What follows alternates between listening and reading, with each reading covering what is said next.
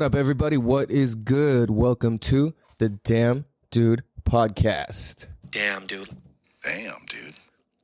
This is the show where we have the conversations that need to be had in a way that'll make you think and say, damn, dude. Damn, dude. Damn, dude. I'm your host, California Cal. I am not one of those sorts of Californians, just to make that clear. So that way all of our Midwest, East Coast, and other country listeners don't tune out right away. I have to say that, dude. Like, homies in other states are like seeing people from California in their state, and they're driving around with masks in their car and just being some weird fucking like yuppie, just being weird, you know what I mean? Like, so I have to clarify, I'm not one of those Californians. And I gotta say, you guys hearing me all right? Because my kiddo messed with my whole soundboard here, and there's crumbs all over it and grease, and all the controls are all wacky. So anyways, welcome to the Damn Dude podcast. This is season 2, episode 14. And all the listeners of this show, they're family. Other podcasts are like, oh, the army, the squad, the this, that. No. That's cool. But we're family here. Damn Dude podcast family.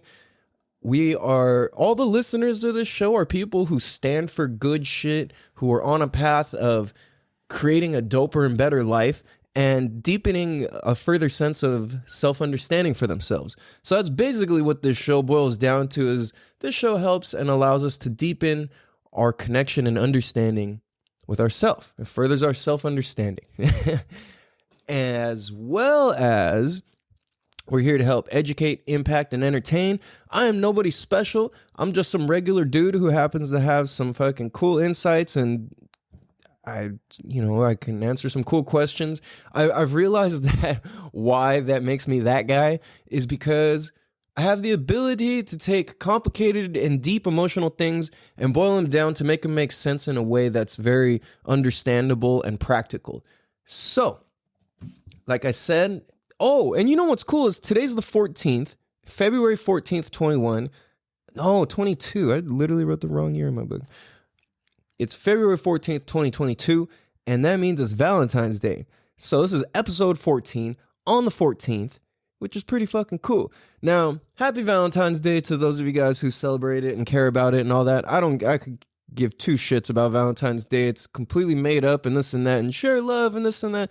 Whatever, dude. You're supposed to be doing that full time anyways. You know what I'm saying?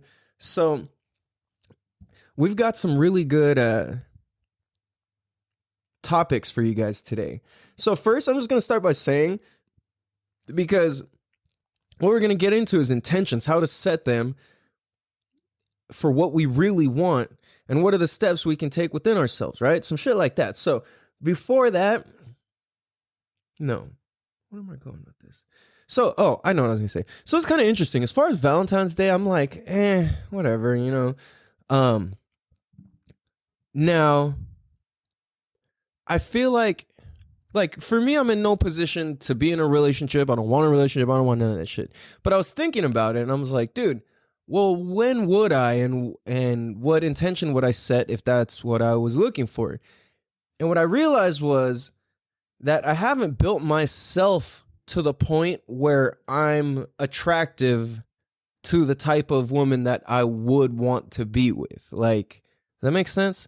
You know what I'm saying? It's like, I have, hello, dude, the volume's all weird. Hello. So I haven't built myself to be that person yet. And I realized that. I thought I was, and I thought I had, and all of that type of shit, but I really didn't. Dude, I'm sorry. I keep like bugging out because everything's like quiet in the headphones and shit. And the microphone is registering as picking up my sound quietly. I think we sound a little better now. Hello. Okay. Sorry about that, guys. Technical difficulties when you got a baby playing with all the knobs and controls, it kind of messes stuff up a bit. So bear with me as we square that stuff away. But yeah, so I look at that and I was like, yo, I'm not the man that I would want, the type of woman that I would want to be attracted to yet. You know what I'm saying? Like, does that make sense?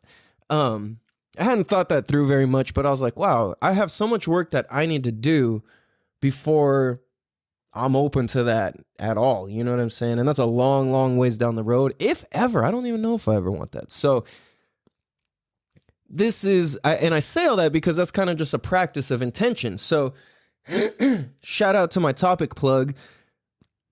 I'm trying to think if I should kind of give you the whole thing or just kind of go. So basically, we're kind of breaking this down into two things: the intention part, like I just said earlier, and then the emotional connection to ourself and how we can kind of tie these things together and what the fuck it all actually means. So, excuse me. Also, my apologies for this episode coming a little bit late today. I've been fucking everywhere already. I went, played with my son a whole bunch, dropped him off this morning, drove all the way down to Chula Vista. It was like an hour drive, picked up my motorcycle gloves, took my son around the cemetery, visited my best friend, visited my little sister there. We went and me and Royal went and looked at the pond and the ducks and the turtles and the fish and all that. It was pretty cool. Cool way to start the morning, super peaceful. So intentions, let's just get right into this. Intentions, how to set them up for what we really want. What are the steps we can take within ourselves? Or set the intentions and do we set the intentions and let the universe do the rest? So, how do we set them for what we really want? What are the steps we can take within ourselves? See, I like this. This is worded really cool because it's like the intention is coming. The question is asked with the intention of like, what are the steps we could take within ourselves? So that's the right step already, is to start within yourself. You know what I'm saying? A lot of people, when they go to create things, it's like they're looking for this outside source of confirmation or recognition or some sign or this or that. And it's like, well, hold on. Universal signs only work if you know what you were looking for. You know what I'm saying? It's like no universal sign is going to mean anything if you don't know where you're headed and what the intention is. As far as the second part of this, which is, or do we set the intention and let the universe do the rest? Now, I don't think that's the answer. The reason, I mean, it is, but it isn't, because there's just more. Okay, so there's just more to manifesting shit and getting what we want than just being like, this is what I want, and then the universe will let it happen. Like, this is kind of where we turn real California, is that a lot of us watch The Secret or read the Four Agreements and are just like, okay, I'm just going to think about it and it's just going to show up. Let the universe do the work. It's like, no, you've got to, the way this works is that you set the intention and you work towards and through that, and then the universe expands to allow that to fit into your life. So a small example of that would be like, before you moved out of your house, not paying any rent or anything like that, and you couldn't fathom, it's like, damn, I could barely afford to pay my car or my gas. How am I going to pay for rent and car and gas and a cell phone and this and that? And then it's like, well, once you jump into it, the universe just kind of like shifts and expands and adjusts in order to allow the energy and the time and space for you to be able to do that, to make that happen, to make it doable, to where you can now do what was seemingly the impossible. So how did that happen? This is cool. I love this whole theory and philosophy. So my understanding and how I have gotten everything that I have wanted, that I, like stuff that I've really wanted and I've actually gotten, how it happened, and how I see other people do it and other mentors that I've learned from and listened to and all that, is to start with the end result in mind. Damn, dude. Let me say that again. Whenever we go out to set any sort of intention or anything, we have to have the end result in mind. We have to know what we want. So, for example, for me, okay, so I'm 17 years old at the time. I'm working at Sears. For those of you, that's crazy that like the young generation does not even know what Sears is. Sears was like the most legendary fucking store of all time in history. You know, they didn't adapt with the online wave, and that's where they fell off. They fucked up. But I mean, they had a good several 100-year run or something like that. 100+ years of business. So back, if you listen to really old people, they talk about the Sears catalog. If you know what the U-Line catalog is, it's kind of like that. It's just this thick-ass book they would send you, and families would use it for fucking toilet paper, gift wrapping, kindling for fire, cleaning things. It was just this fat-ass book, and you can do whatever the fuck you want with it, right? It's a little bit beyond my time, but I know what's up with it. So at the time, I'm 16, 17 years old. I'm not old enough to finance anything or start with credit or anything like that. So I want a brand new quad. I want a brand new fucking motorcycle. And this is 2000. I don't know. I started this whole idea in like 2003, maybe 2004. So my plan was I'm going to work at Sears all day, and then I'm going to come home and I'm going to work overnight night shifts at Carl's Jr. And and I worked this whole plan out to where if I did this for like 2.5 years, I think it was 2.5 years, that would have gave me the exact amount of money I needed to buy the exact quad I wanted. Just boom, here's the money, there you go, right? So I didn't end up getting the job at Carl's Jr. I ended up like working my ass off. I was grinding. I was making a lot of money as a teenager at Sears because I was getting paid commission. So I was making $4.50 an hour plus commission. So I would average about like 20 to 25-ish dollars an hour, which is a lot for like 2004, 2003, whatever.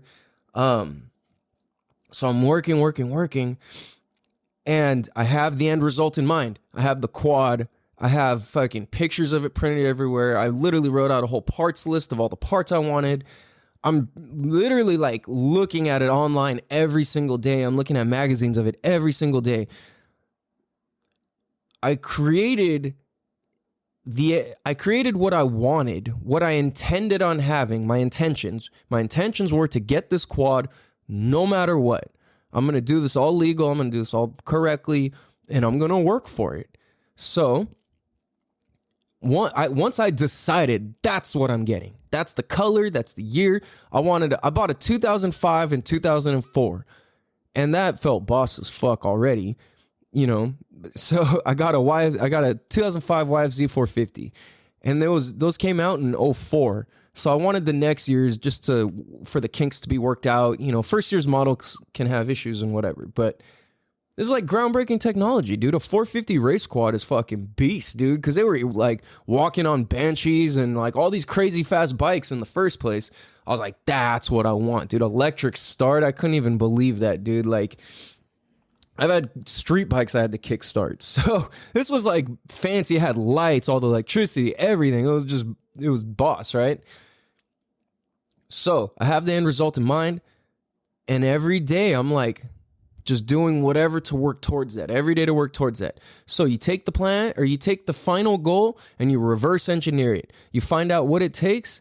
This is really the answer. Is you have the final result, the final end game, the final goal in mind, and you work the plan backwards. Because at the end of it, you know where you're going. And when you work the way backwards, you actually end up finding shortcuts and faster and easier ways to get what it is that you wanted in the first place without even having to like be so extra. You know what I'm saying? So how that worked for me is I didn't have to get the job at Carl's Jr. I was stacking, I was grinding. And my mom saw that and she's like, dude, like, you really want this, huh? Like, you're serious. I was like, yeah, dude, like, I'm not stopping. She was like, holy fuck. Like, she saw I was serious and I did that. And she decided, you know what? Like, why not? Here, I can help you go finance this. I was like, what? I didn't even know what financing meant. So basically, I go to the dealership and I'm like, all right, well, here's the money I have down. Here's how much I could pay a month. And yeah. And then, so my mom let me use her credit. My dad came and helped with the whole thing. And I was like, all right, cool, man. This is badass. So what ended up happening is instead of my 2.5 year plan, I ended up getting the bike in about maybe like 6 to 8 months since I was like, I am getting this. And it only came from setting the end result and working the plan backwards. This is the end result. This is what I want. Now, what does it take to get there? And within that, it comes, well, how much money do you need to make a month? How many hours do you need to work to make that much money? How many sales do you have to make that much? How much, whatever, right? So that is really what I see and perceive and understand to be the right answer, is to set the intention, to set the goal. It's like I feel like even just the word intention, are you're intending to, or are you doing it? You know? So with our intentions, I think we have to decide exactly what we want as the end result. And like I said, work the plan backwards. So another way how this resonates to me is like when I teach these babies, or I should say kids who are walking already, I teach them first to grab the wall with a good breath before their face is in the water. And we do that a couple times until that's established. And then we work the plan backwards. So that is the final result. I want you to grab this wall with a good breath. So then what I could do is then I step back. Boom, go ahead and swim in the water with that same good breath to the wall. Boom. And then every day, every time, whatever, we're going to gradually step back a couple inches, a couple feet, however much we can get away with for this baby or this child to be able to swim to the wall every single time. So the end result is point of safety, which would be the wall. And then we work our way backwards. And then eventually, once we got far enough, and then they start swimming and it's like, oh crap, I ran out of air. How do I keep going there? And it's like, check this out. Boom, roll over on your back and float. So then I have times where that's all I'm practicing, is we're working on the float. We're practicing rolling over to swim, et cetera, et cetera. Eventually, I'm able to step way the heck back with the kid, send them off, and then they're swimming. They run out of breath. Boom, roll over and float, hang there and rest, roll back over, boom, boom, boom, keep swimming to the wall, right? So that's the magic that happens and allows these babies to be able to do this, is to start with the end result in mind. So same thing, let's say you want to cook, let's say you're going to cook dinner. There's another like good, easy example. Let's say you're going to cook dinner. What are you making? Well, it's really good advice and wise to know what you're making before you start cooking, right? Otherwise, that's how you end up with fucking like Chinese spaghetti, or like leftover fridge ingredient chili, or like, looks like we're eating soup. You're like, see, like, but you had to assess and figure out what it is that you're gonna make with all these random items in the fridge or the pantry or whatever the heck you got. That's weird to say pantry. I don't think I've ever had a house with a pantry. I don't know. I always just called it the cabinet or the closet or the door. I don't know. That feels like a very like old school, like East Coast word. Oh, the pantry next to the basement and the water tower. You can tell I live in the fucking city by the shit what I'm talking about. So it's like cooking dinner, man. You start with the end result in mind, work that shit backwards. All right, we're cooking spaghetti.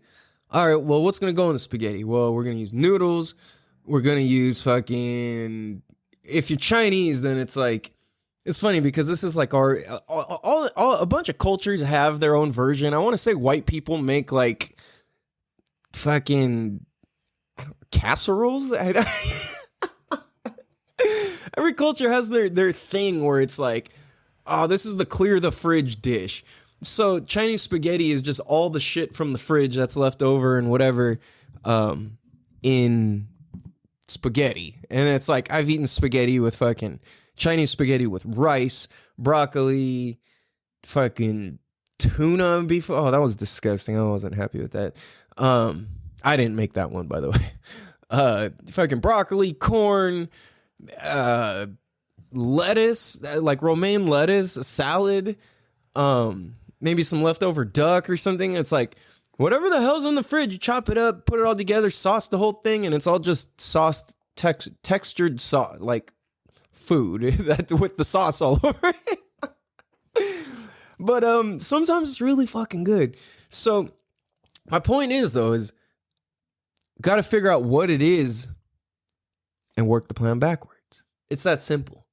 You know what I'm saying? And this is where I've been lacking, is I've been failing to create and decide on what exactly it is that I want next to work this plan backwards. I've been having so much drama and this and that. This year has been one of the hardest years so far, and it's only been a couple months.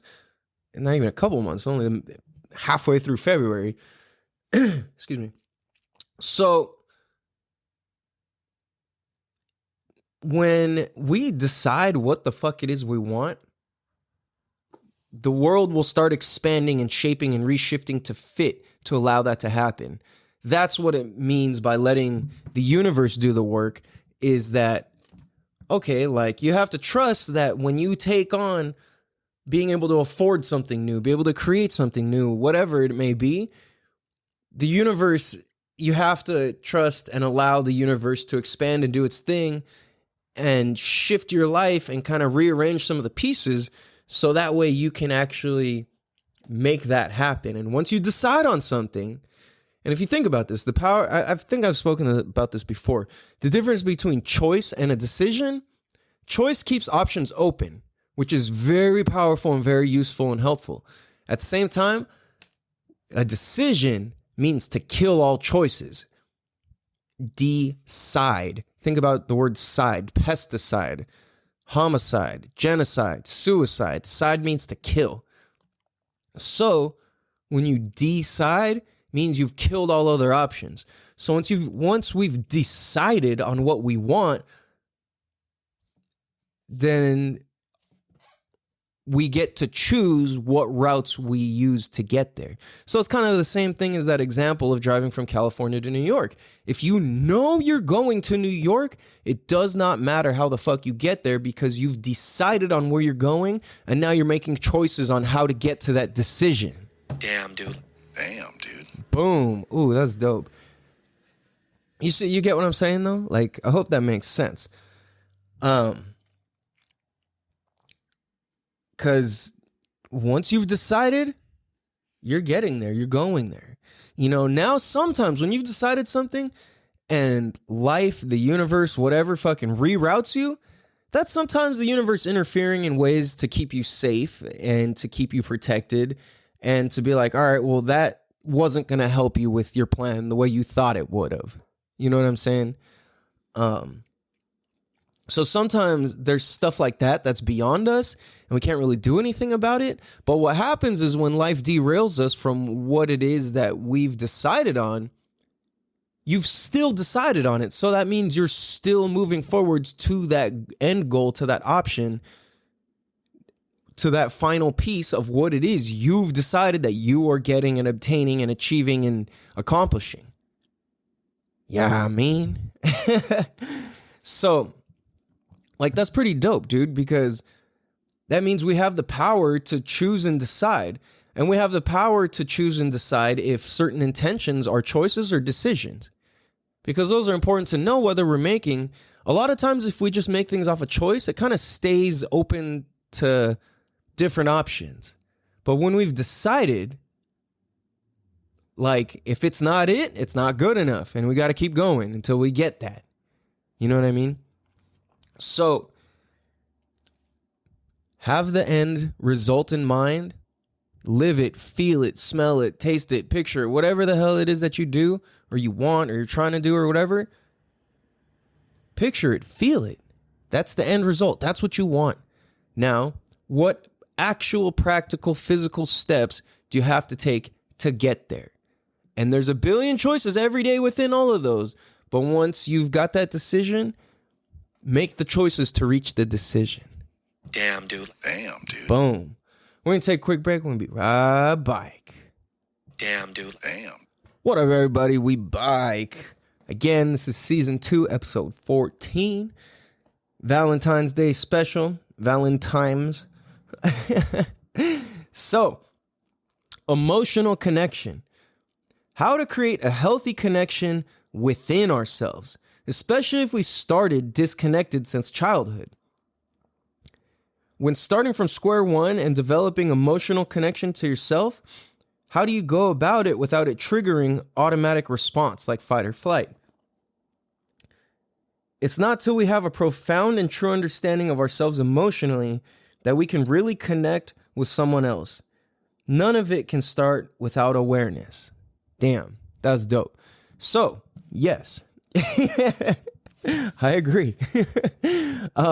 So let's dissect this a little bit. Like I said, I'm nobody special. I'm just a dude with some fucking insight and a microphone and a podcast. So, but you know, I like to say, and I've been told that I'm like I bridge a gap, which is taking a lot of the shit that psychology and psychologists say and do and teach and whatever, and combining it, or meeting it, I should say, matching it with simplistic shit that like a kid can understand what I'm talking about in a way to like really get it and deepen the level of self-understanding and be like, oh shit, okay, like I get this because homeboy said it in words that's very fucking simple and I can relate to that, and I speak that language. Like I speak the language of the simple people.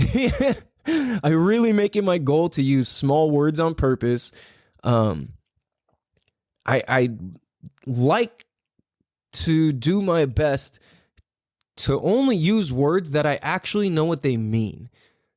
Because most of us have no fucking clue what we're talking about. And I realized that. And the more that I was trying to sound smarter and use different this and that, like the further away from the point I was getting. And I'm like, yo, I actually realized my smarts lay in simplifying, right?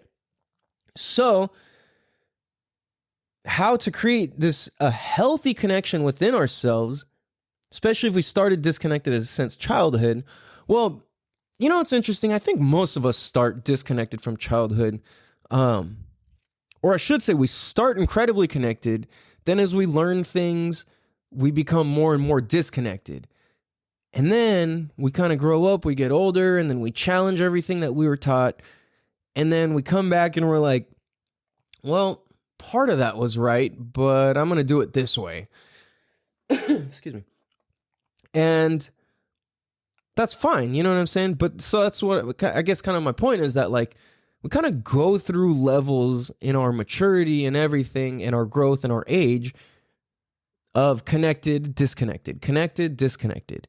And it's kind of like we have to try out, disprove, prove what the people in our lives who taught us stuff, if that's the way that we want to take it, or that we want to view life from. You know what I'm saying? It's like, yeah, my parents told me you should never do this, or they told me I should always do this. Let me go figure it out. Let me see why, you know? So I believe that when we start with establishing a healthy connection with ourselves, it starts with, well, what is our end result? Just like the first part of this, like, what is our intention? Why do we even want a healthy relationship within self? What does that mean to have a healthy relationship with yourself? What does it mean to have a healthy connection with yourself? Like, what does that mean? And then why do you want that? You know? So if I look at this, the last example I can think of where I really had to like do this, where it was like a major life shift. Like I do this all the time, but when it was really, really the big thing was when I discovered I didn't love myself. And I was like, well, why do I want to create a connection with myself, a healthier connection? Well, because I don't love myself. Well, what would be possible if I did love myself? Well, I would feel good. I'd be more appreciative. I'd be more grateful. I'd be more whatever it may be, right? So, like I said, it was a couple episodes ago, the life scale. It's like a lot of us, many of us start on the negative, and it takes so much work just to get to zero that A lot of times we're just so disconnected and it's just so much work to get to positive 10, let alone 100, that we kind of just check out and grow an unhealthy emotional connection with ourselves. So when we start from square one, I think it's important to ask, okay, what type of square one is this? Because, okay, let's say like relationships. What's square one in a relationship? I think if we really boil this down, it's like, well, square one with a relationship would be your relationship with your parents, how you grew up, which would affect your relationship with your inner self, yourself, and then your friends, and so on. So that's where relationships start. And then we grow up, and then all of a sudden we meet significant others.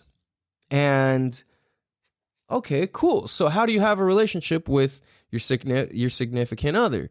A lot of times we get caught up in this dream, this idea, this excitement, and it's like a lot of us have this end game since we're teenagers or we're young, and it's like, oh, my beautiful wife, my beautiful husband, my whatever, right?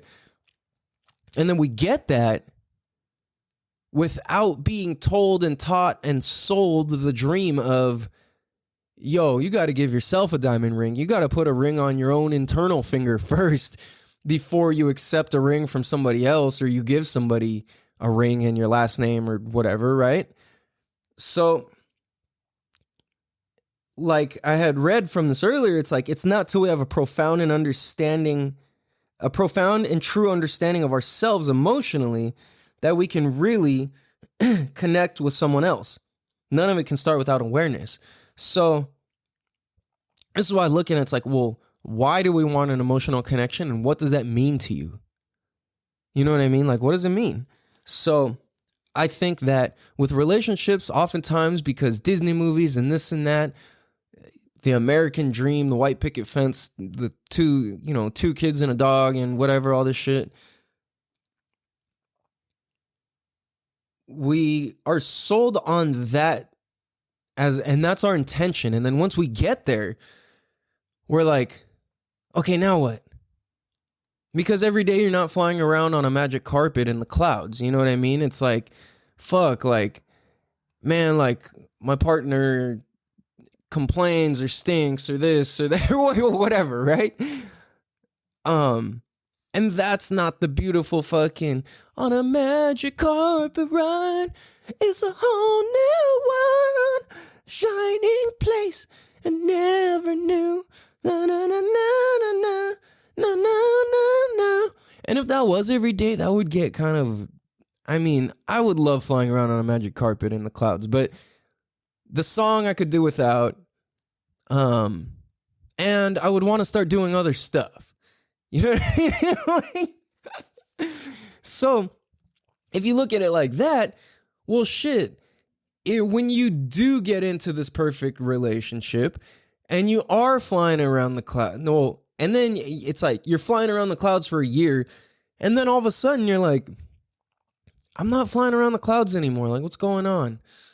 And then lazy habits come out, and then bad habits come out, and then complacency comes out, and then disagreements come up, and then you spent too much time together, and then now, you see what I'm saying? So it's like this whole spiral effect, and it's like we have this intention of what we want, and then we get it, and it's kind of like, now what? You know what I mean? So if we're disconnected since childhood, and we're starting from square one, developing an emotional connection with self. Excuse me, my voice is still like very sensitive.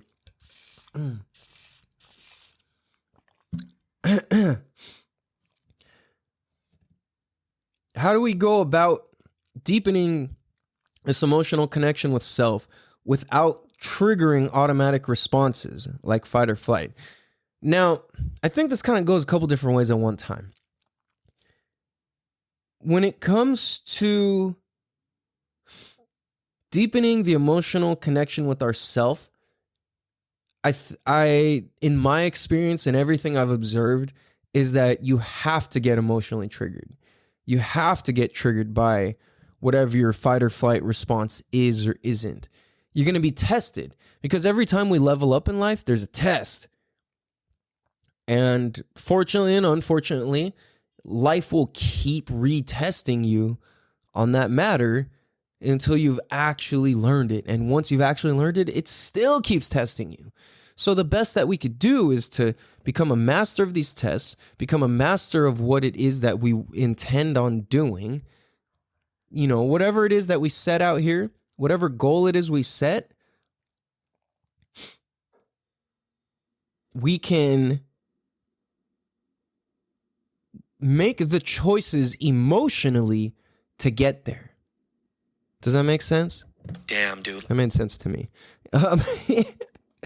So the thing is, though, is like if we're worried about our automatic response getting triggered, we turn stubborn, we avoid conversations, we force conversations, we have the need to fix, solve, be right, shit like any shit like that. If we know what the end result is, then you work on the choice of fight or flight. You know what I mean? Because at a certain point, it does become a choice again. So if you choose to honor patience and sitting through your triggers to where you want to run and dip out and disappear and whatever, then you've made the right choices about the decision you're trying to make. Because a lot of us are trying to figure out how to be happy and how to do this and how to do that and have good relationships and all of this without knowing and seeing the end result. You know, there's a lot of dudes in relationships that it's almost like they have an option open of, well, maybe I'll meet somebody better. And then it's like that creates a whole disconnected relationship. And then it kind of keeps reinforcing that, oh, she was mean. Oh, this or that or whatever, right? So it keeps reinforcing itself. Because when you don't have the clear intention in mind, when the clear intention is like, I'm going to be with this person, we're going to work it out, we're going to this and that. Sometimes it doesn't work, right? But knowing the end result, working it backwards. I keep repeating myself a lot, I feel like, because this is so important. It really is this simplistic. It's complicated and it's simple, but the simpleness of it is that pick the end result, work backwards. Truly. Damn, dude. You know what I mean? So same thing with deepening emotional connection with ourself. A healthy one is understanding and monitoring our self-talk. Like, what's your self-talk? How do you speak to yourself in your brain? You know, like one of my favorite lines from a Knocko Bear song is, he says, do you speak to me like you speak to God? And I was like, whoa, the first time I heard, actually every time I hear that, I'm like, holy fuck, that's powerful. Because, excuse me.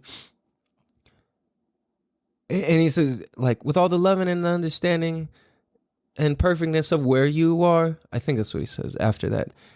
It's like, wow, do you?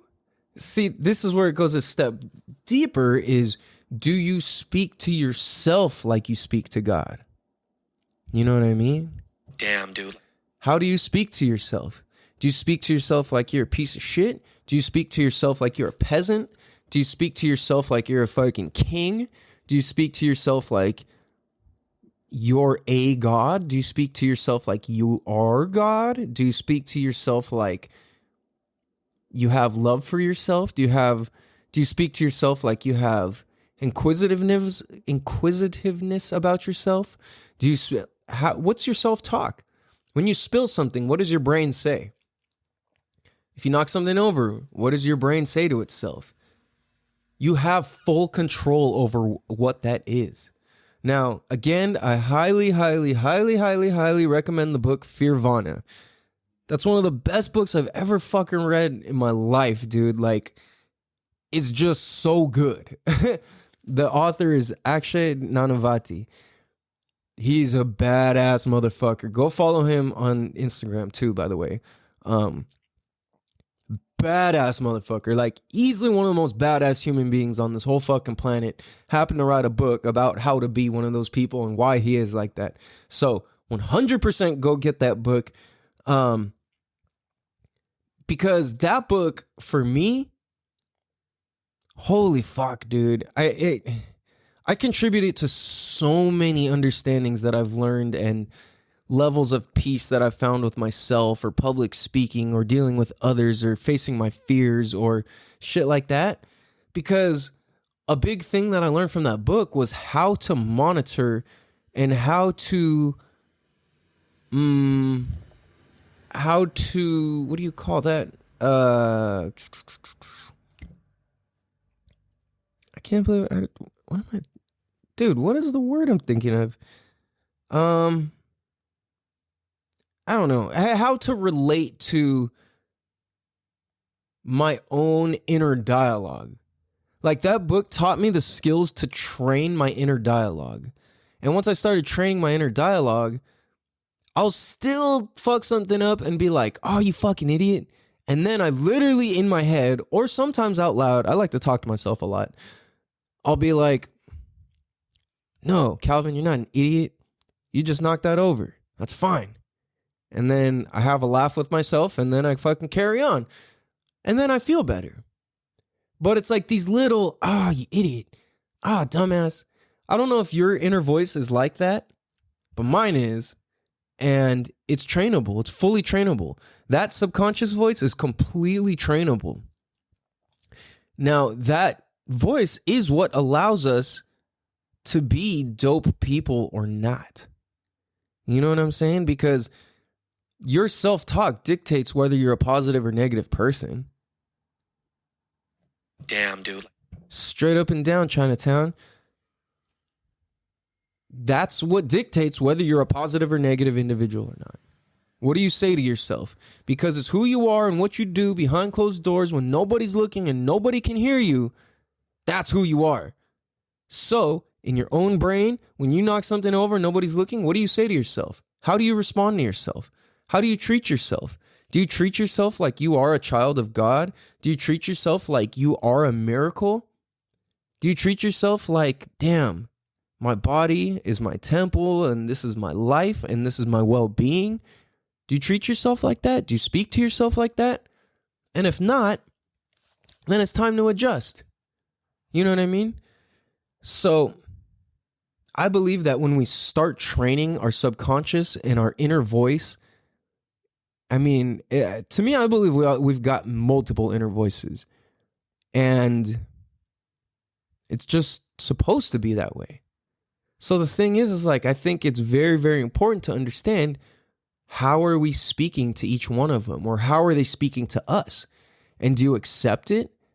Do you decline it? Do you deny it? Do you do what? Do you embrace it? What's the right answer?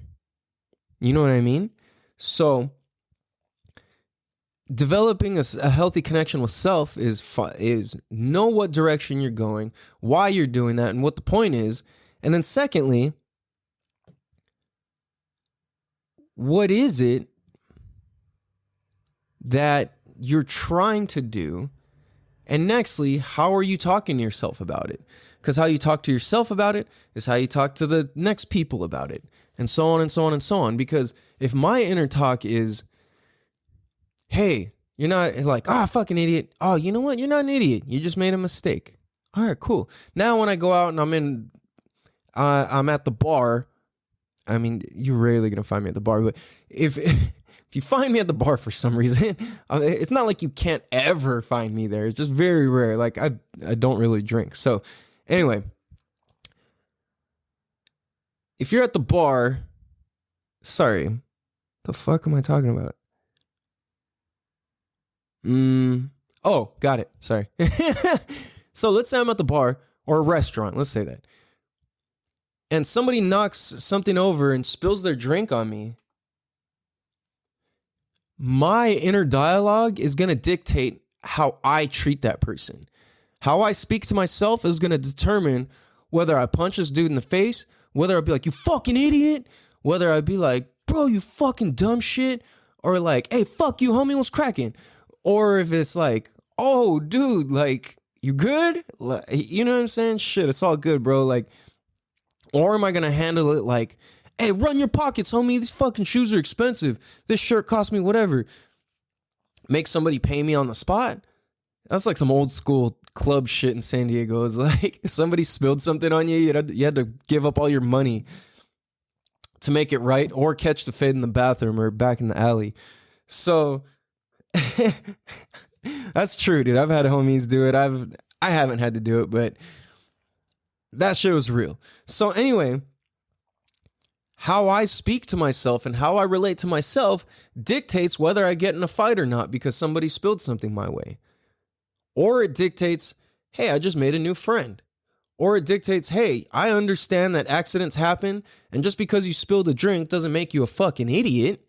It just means you spilled a drink. Damn, dude. See, and it's like, I think that's how we start to have compassion for ourselves, is when we show ourselves enough time and attention to be able to have that understanding so deep within ourselves that we're able to apply it to others outwardly. You know what I mean? Like, that's fucking sick, dude. Like, all right, I know myself well enough and I speak to myself kind enough to be able to speak kindly to the next man who makes a mistake. Because mistakes are just mistakes. But if you don't know how to interpret that, or you don't speak kindly to yourself, or you're not gentle with yourself, then you're going to have to be like, you fucking dumbass, fucking idiot, because you can only call somebody what you call yourself, or what you're capable of thinking of about yourself. You know what I mean? So it's like, if you fucking idiot is what comes out of my mouth, then what's going on in my subconscious? If, hey, it's all good, comes out of my mouth, what do you think was going on with the subconscious? Damn, dude. Well, practice. That's practice. It's practice, motherfucker. It's practice. This people who have those responses practice being with themselves, practice tuning their fine tuning. People like, fuck you, you idiot, blah, blah, blah. They lack the practice. You know what I mean? And it's like, shit, I've spilled shit on people, and I've had people spill shit on me, and whatever. And it's like, I used to get so mad, and then I started getting more and more understanding as I got older, because my self-talk and my emotion in relation to my own feelings started changing, so much so that in a way where outwardly my speech now matches that in a positive way. You know, because starting from square one, starting from ground zero, my talk was, you fucking idiot, you're so fucking stupid, you dumbass. And it's like that, it's like literally just a combination of two events happening in my life. Maybe a couple more, but the two that stand out to me are when I got laughed at for being stupid in second grade. That was the year I went silent. I turned to the wrong page in my book. The whole class laughed at me, and the teacher gave me some like, well, you can't follow simple instructions. It's like, dude, I'm fucking 6, 7 years old. My little sister, grandma, and aunt just died in a month. Family's fucking poor as shit. Like, and you're gonna really laugh at me like that and call me and insinuate that I'm stupid and all this? What? Fine, fair enough, lady. But came from that incident. And then I remember one time I spilled something, and my dad got hella pissed for whatever reason. I don't know what he was going through at the time, but, you know, parents go through their shit. And I got yelled at, and I don't remember if I got spankings or not, but I got in hella trouble, and I just remember being so scared. And those two things combined together,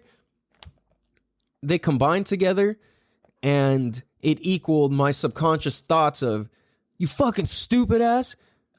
What are you, you're so fucking dumb, because I spilled some water. You know what I mean? Because I spilled some milk or some juice or whatever.